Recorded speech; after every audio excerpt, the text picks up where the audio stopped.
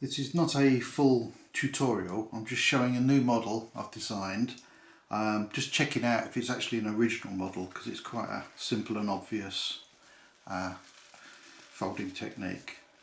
A bit like the other models I've designed recently, this is one of these continuous motion models. It's got a nice satisfying move to it, and it's a nice chunky model. This is made from 88 2x1 rectangles. I've got a memo block here. I've been cutting each sheet in half. Here's a sheet of paper, cut it in half, and each one of these I am folding a double water bomb base like this. It's a double water bomb base, but it also incorporates a valley fold and a reverse fold.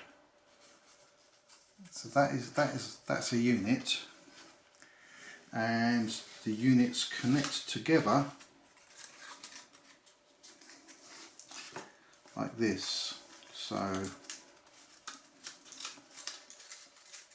each of these outside points go inside a neighbouring point. This middle point sort of sits in this valley here, and let's just put what is in there. Okay, when we slide those up, all we do is this point here, we are going to valley fold it, multi-fold it over the top of its neighbour like this, and put the reverse fold back in. And that's how you connect them. That's a very strong connection, and you just keep going.